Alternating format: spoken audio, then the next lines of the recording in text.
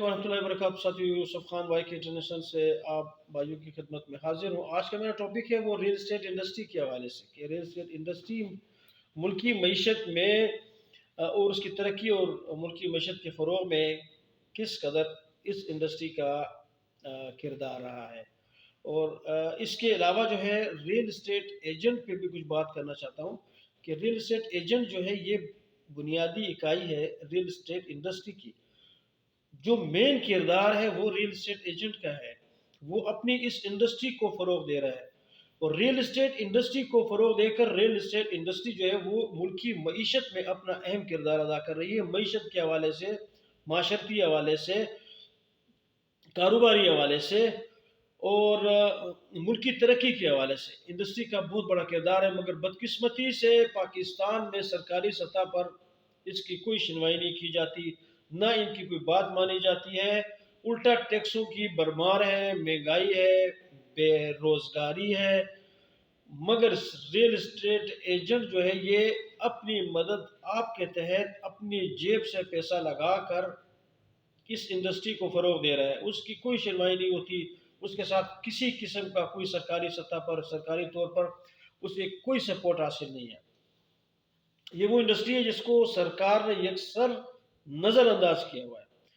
جس طریقے سے باقی انڈسٹریاں جس میں لومز تھی، آپ کے کارخانے تھے، آپ کے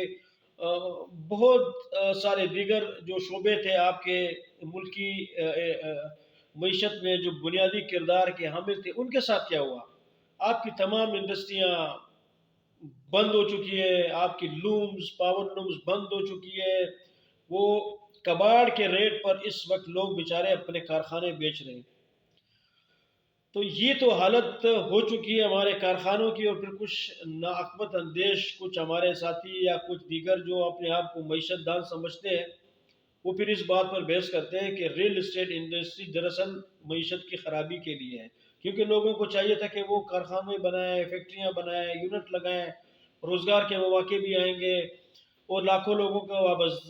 روزگار اس سے وابستہ رہے گا۔ میں ان صاحب کو بتاتا چلوں کہ آپ کی انڈسٹریاں بند ہوتی جا رہی ہیں، آپ کے لیبر مزدور بے روزگار ہوتے جا رہے ہیں، ان کے پاس اور کوئی راستہ نہیں ہے کہ وہ اپنی کوئی کمائی کر سکیں۔ ایک واحد ریل اسٹیٹ انڈسٹری ایک ایسی ہے کہ جس میں ایک بہت ہی کم پڑھا لکھا شخص اور ایک ماسٹر یا MBA کیا ہوا شخص دونوں اس انڈسٹری میں اپنے برابر کا کام کر رہے ہیں، برابر کا کردار ادا کر رہے ہیں۔ اس انڈسٹری کے اندر دونوں کو یکساں مواقع میسر ہے، ہر آدمی اپنی محنت اور استطاعت کے مطابق اس انڈسٹری میں آتا ہے، اپنی جیب سے اگر پیسہ نہیں لگا سکتا وہ کسی کے ساتھ کسی کے آفس میں بیٹھ جاتا ہے، وہ اپنا بزنس، اپنا روزگار باعزت طریقے سے کما رہا ہے،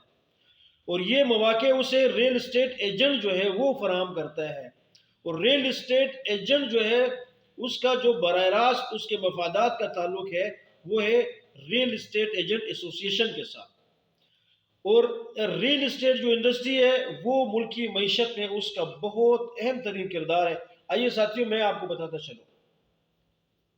ریل اسٹیٹ انڈسٹری کا ملکی معیشت میں کردار کس طرح ہے۔ سب سے پہلے نوکریاں، کوئی بھی ریل اسٹیٹ کا آفس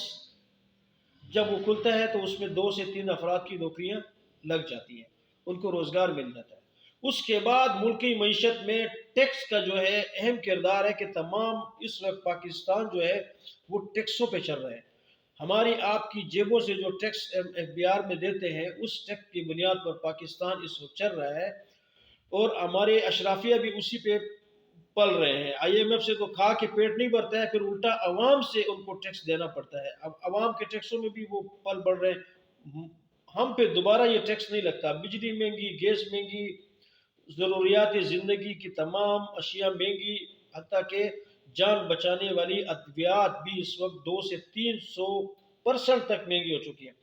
قطع نظر اس پہ پھر کبھی بات کی جائے، اس وقت ہم ریل اسٹیٹ انڈسٹری کی بات کریں گے کہ ایک تو ملکی معیشت میں اس وقت کیا کردار ہے۔ نوکریاں، آپ کا FBR کا ٹیکس جا رہا ہے،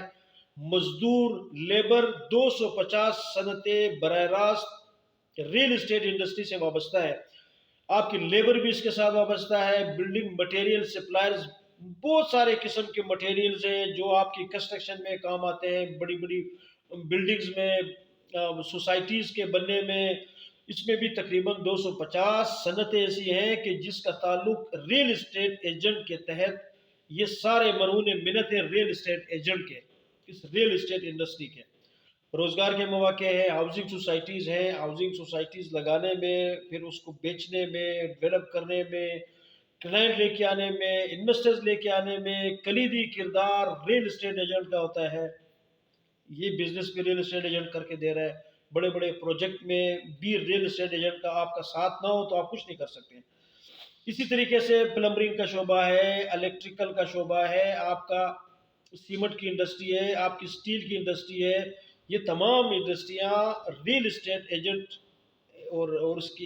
انڈسٹری کے تحت یہ آپ کا یہ بزنس چل رہا ہے۔ کنسٹرکشن کا کام بند ہو جائے تو اسٹیل اور سیمنٹ کا کام ٹھپ ہو جائے گا۔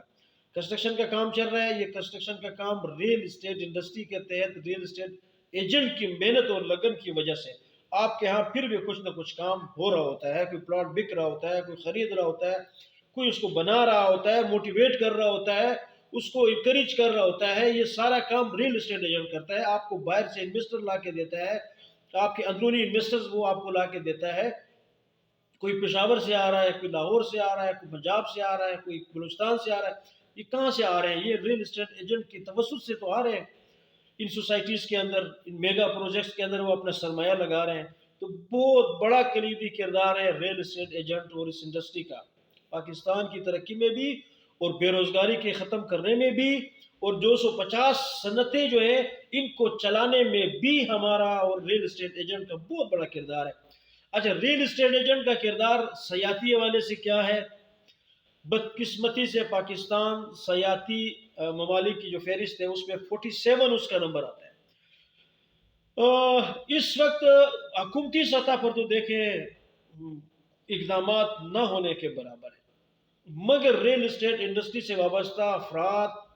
جو یہ چاہتے ہیں کہ ہمارے ہاں سیاح آئیں، انویسٹر آئیں، وہ کیا کرتے ہیں؟ وہ کسی انویسٹر کو لے کے آتے ہیں، کوئی پہاڑی علاقے پہ لے جاتے ہیں، منال لے جاتے ہیں، مری کی طرف لے جاتے ہیں، وہاں پہ ان کو انکریج کرتے ہیں، سر یہاں پہ کوئی پروجیکٹ لگائیں، یہاں پہ کوئی روزگار کے مواقع لوگوں کو ملیں گے، یہاں پہ پروجیکٹ لگائیں، بڑی پرفضا مقام ہے، باہر سے کلائنٹس آئیں گے۔ وہ کلائنٹس کون دیتا ہے؟ دیکھیں، انویسٹر بھی لے کے آتا ہے، اس کا سرمایہ بھی وہاں پہ لگواتا ہے، پھر اس کو کلائنٹس بھی دیتا ہے۔ ریل اسٹیٹ ایجنٹ کا بنیادی کام دیکھیں کتنا بہترین کام، کہ اس کا پیسہ بھی لگوا رہا ہے، اس کو کلائنٹ بھی دے رہا ہے، اس کو سیل پرچیز بھی کر کے دے گا۔ یہ تمام کام ریل اسٹیٹ ایجنٹ کرتا ہے،